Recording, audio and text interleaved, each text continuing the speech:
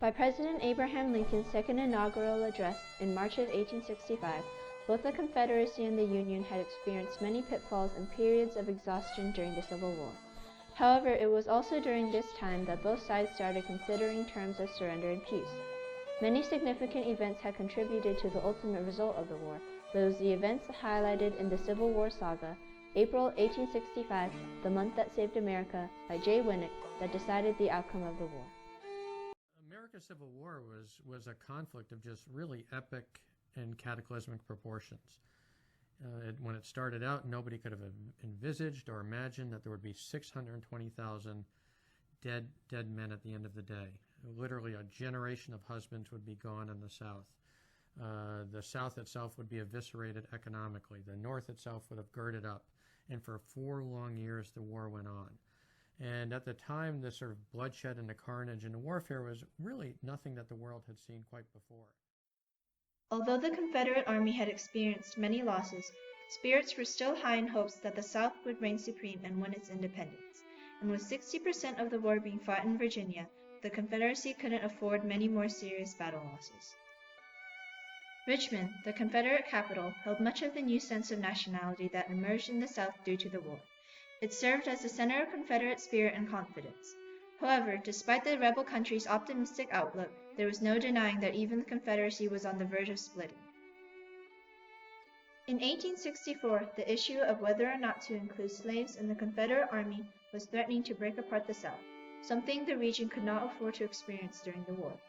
Slaves were typically thought of as property and inappropriate as soldiers, even though they were the ones keeping the Confederate war machine alive at home while their masters were away in battle.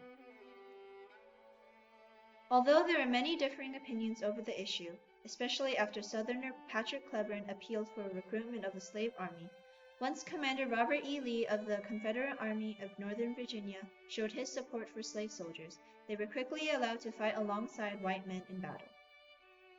Although this event took place in 1864, before Lee's decisive surrender in April 1865, the book shows early on the extent of General Lee's power and influence over the Southern people.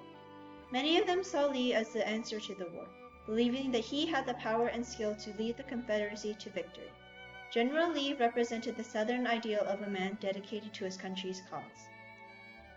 On April 1, 1865, Lee's outnumbered army was finally evacuating Petersburg, Virginia, from Union General Ulysses S. Grant, after months of constant battling that had started in 1864 in Chancellorsville, Virginia. On the same day, Union forces also attacked Confederate General George E. Pickett's forces at Five Forks. Jay Winnick, author of April 1865, emphasized April 1st to be the beginning of the end of the war, due to Lee's evacuation that would soon lead to a surrender at Appomattox Courthouse. However, before Lee's ultimate surrender came the devastating surrender of the Confederate capital. On April 2nd, Confederate President Jefferson Davis had received a telegram from General Lee during his church service with the advice of evacuating Richmond, for a Union army was on its way for an attack. The people of Richmond fled the streets, leaving behind burning buildings and a white flag of surrender on April 3rd. The enthusiastic and hopeful spirit of the South was slowly dying away, contributing to the impact of Lee's army's evacuation, who was still being chased by General Grant.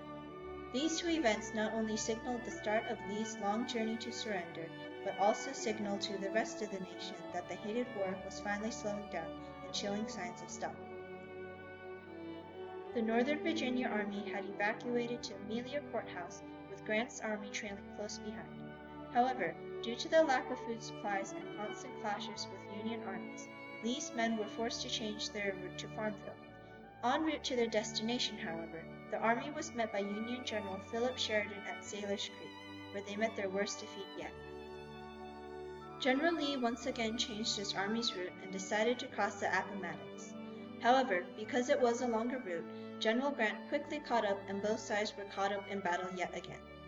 Grant had sent 2 letters to Lee asking for a surrender during the battles, but the Confederate general declined both times. The author especially highlights the last bit of hope Lee held for the Confederates' victory, even in such an unfavorable position as he was in. Lee still very much represented the South's powerful nationalism and was looked upon as the true leader of the Confederacy. He shared the South's passion for the glory of war and was unwilling to let an entire region down. However, it was at Appomattox Courthouse that Robert E. Lee made the momentous decision that would instigate a long chain of events leading up to the end of the Civil War. His army was completely surrounded at the courthouse, and only two options remained: surrender or guerrilla warfare. The South was especially notorious for people like John Brown and John Mosby, who made famous some of the South's most legendary guerrillas. The Confederacy had already intimidated the Union with the possibility of all-out guerrilla warfare. However, the book stresses that the option of guerrilla warfare would not only have left a bloody mark behind, but might not even have worked in the long run. By this time, the Union stamina was running low. 200,000 men had already deserted the Union Army, and those remaining would not be able to withstand another mass execution. The South was also wary of the constant battle. General Lee would not tolerate such violent tactics anymore, especially when it could elongate the war and destroy his beloved Virginia, which was the reason he joined the Confederate Army in the first place. It was here at Appomattox Courthouse where Lee made the one decision that would determine the outcome of the war. On April 9, 1865, General Robert E. Lee surrendered to Grant, saving the whole country from divisive guerrilla warfare. When the two generals met at a nearby house to discuss the surrender, they were surprisingly friendly and respectful towards each other. Grant gave extremely generous terms to Lee, and when both signed the preliminary papers, the Army of Northern Virginia was officially surrendered. However, despite Lee's decision to violate one of the South's unspoken rules, to never surrender and keep going for the glory of war, his army continued to see him as their one and only leader. Although his army suffered many casualties, like in the Battle of Fort Stedman in March 1865, his soldiers continued to trust and stand by him, never questioning his decisions or blaming him for their constant loss. It was this surrender that stimulated more Confederate surrenders, like General Joe Johnston's controversial surrender to General William T. Sherman. After Lee's surrender and the assassination of President Abraham Lincoln on April 26, Johnston had agreed to surrender to Sherman, despite direct orders from President Davis not to do so. His surrender was almost like the closing finale of Lee's surrender. While Lee had set the stage for future peace negotiations, Johnston had closed the deal. Although Lee was considered the main frontman of the Confederate Army, the fact that Johnston had finally ceased battle with a well-known Union general was significant. Although later events, like the chase of John Wilkes Booth, Lincoln's assassinator, and other problems like Reconstruction and the new president continued to test the nation, the book describes the month of April 1865 as being the month that saved America. Not only did it signal waning support and spirit for the war, but it also served as the foundation of the war's end. Reviews of the Civil War saga, April 1865, The Month That Saved America, by Jay Winnick, has received generally positive reviews. The New York Times calls it marvelous and containing a brilliant freshness. I do agree that the book is very detailed in its accounts of multiple Civil War events. The author makes clear the purpose of the book by consistently stressing the importance of the military events in April 1865 and its determination of the war's outcome. He also describes the origins and backgrounds of how and why many events took place during the Civil War. Many times, historians focus too much on one specific event in history and don't branch out into other important areas that might help emphasize their novel's point.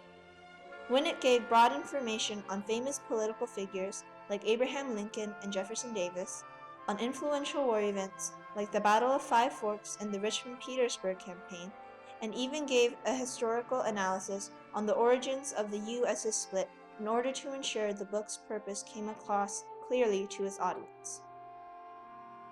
However, chronologically, Jay Winnick did jump from time period to time period. Many times he would be discussing the fall of Richmond and then jump 30 years before to Bleeding Kansas. The book also tends to give more accounts from the point of view of the South and only provides a few northern reports. Still, I would recommend this book to students who'd like a general review of the Civil War and a detailed description of the events that took place in April 1865.